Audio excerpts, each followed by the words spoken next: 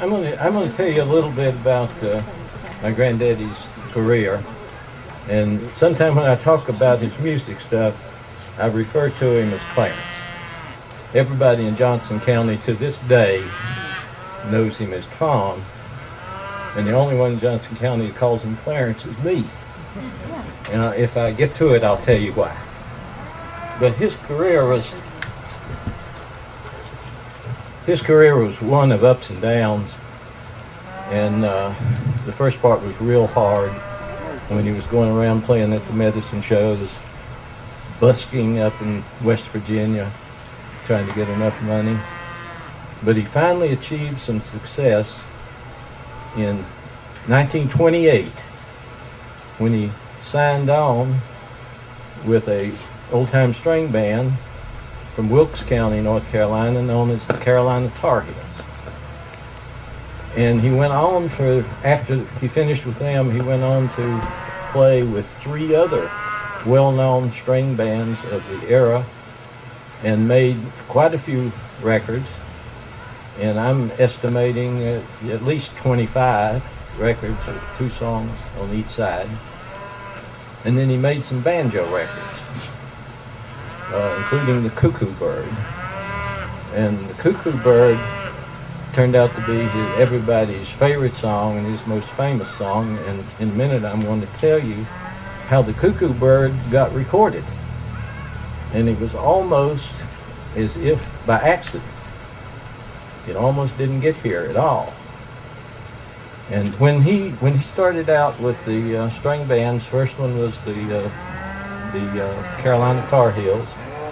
It was, by the way, last year the cattle joined in the program, and so maybe we'll have that again.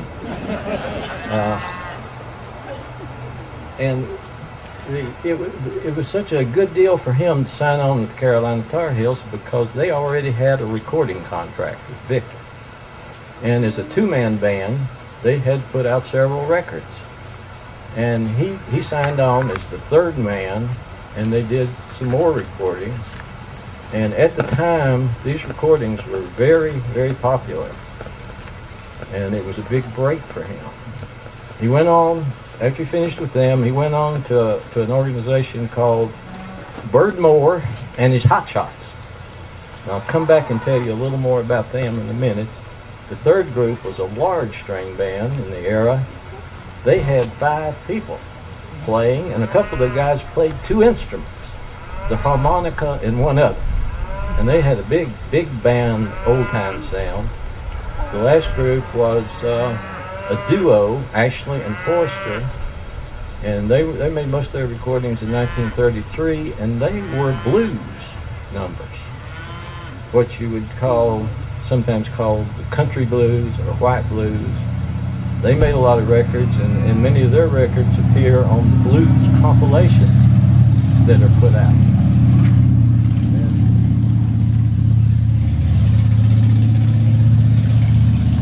Coming back from West Jefferson.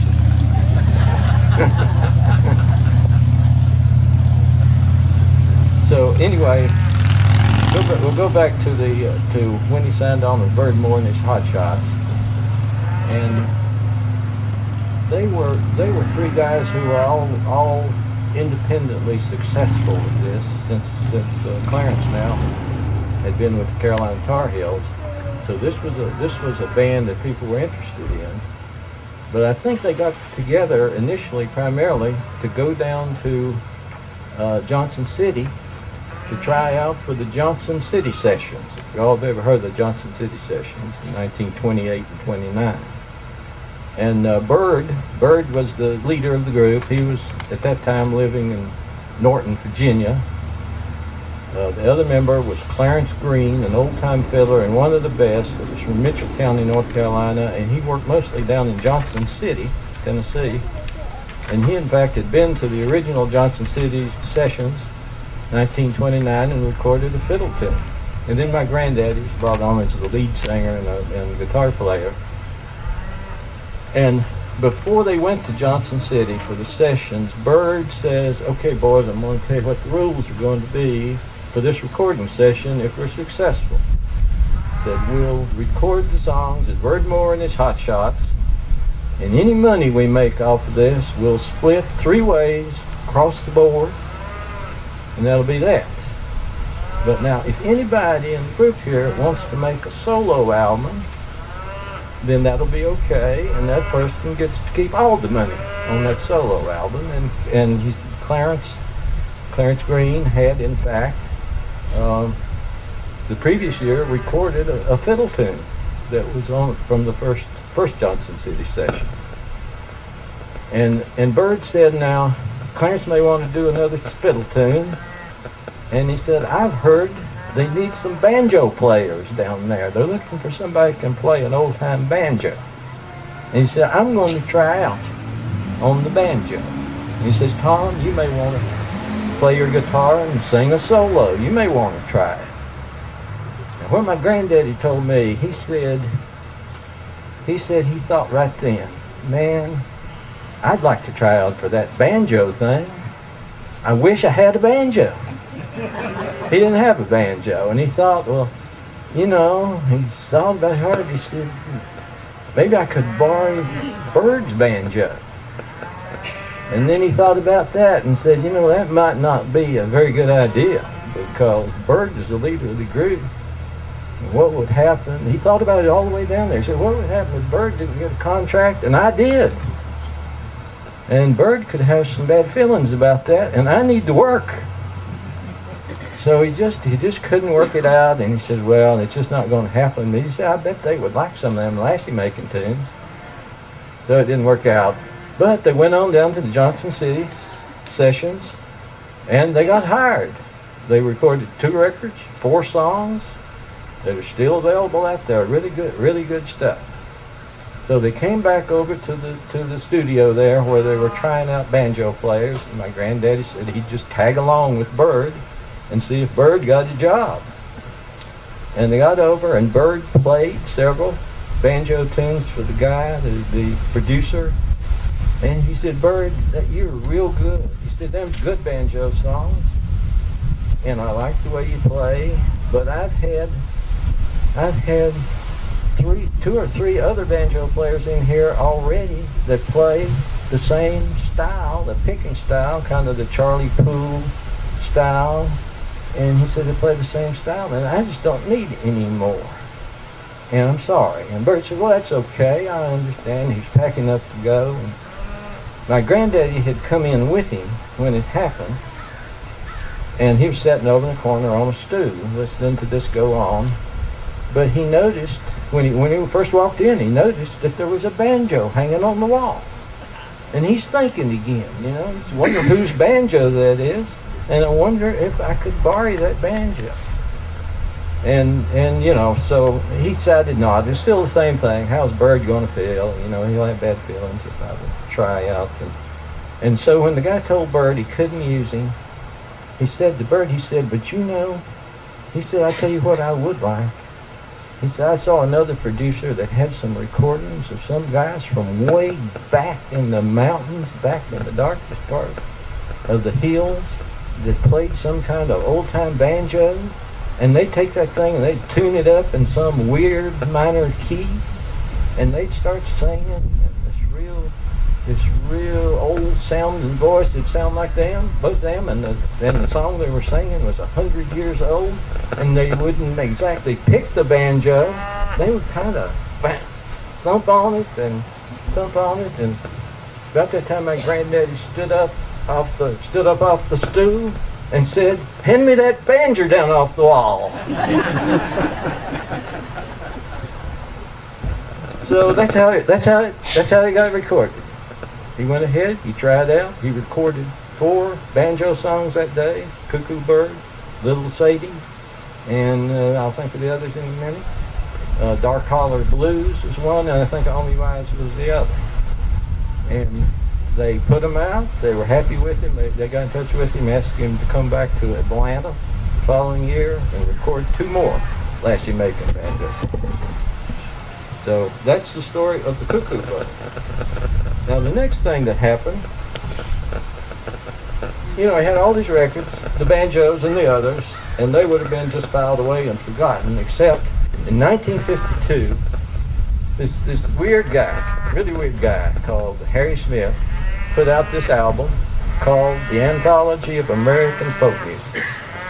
And I could spend a day talking about this, but I'm not going to. This was the initial spark or the linchpin of the folk revival movement that went on in the 50s and 60s. And 5 songs on here that are worthwhile to us here today. 2 songs by the Carolina Tar Heels. 1 song by G.B. Grayson and Henry Whittier, it's important here in Johnson County, and 2 songs by Clarence Ashley, Coo Coo Bird, and the House Carpenter were on this album, and this is what started. This album started, I think I said it, the folk revival. And I'll give you one final comment on this album. When I went away to college in 1960, so I missed all the excitement most of the excitement of the rediscovery. But when I came back home for my first visit, it's probably a Thanksgiving, I got in late at night, and I hadn't even unpacked or done barely said hello to my parents, and my granddaddy was there. I wanted to talk to him. And he had two discs of this album, and he wanted me to play it for him on my record player. And I said, okay, let's go play it. And we put them on, and I'd heard the Carolina Tar Heels songs, but I was 18 then, first year of college, and I honestly had never in my life heard him play the banjo. Not on record, not in person, nothing. I'd never heard it before. And when he played those songs, I couldn't believe it. And it was just amazing to me. And I said dumb things like, is that really you? And that kind of thing. And he said, this is why they want me. They had these records, and they've been looking for me, and they want me. What do you think I ought to do? And I said, anything they ask you to do. and it all worked out in the end. So Kenny, Jerry, the folks would actually like to hear the Coo Coo Bird.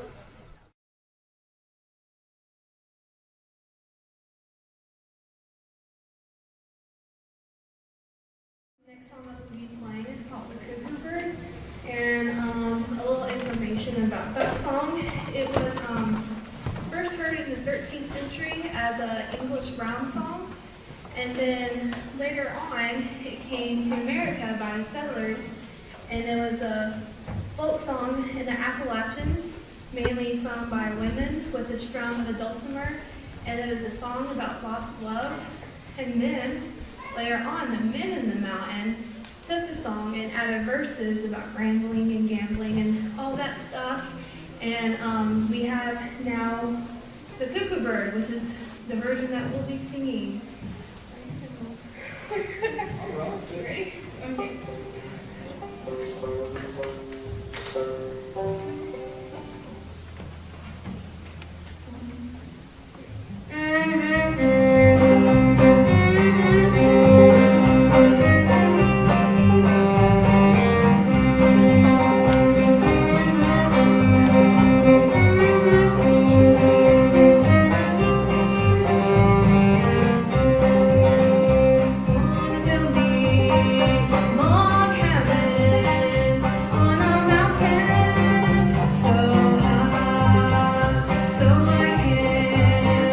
See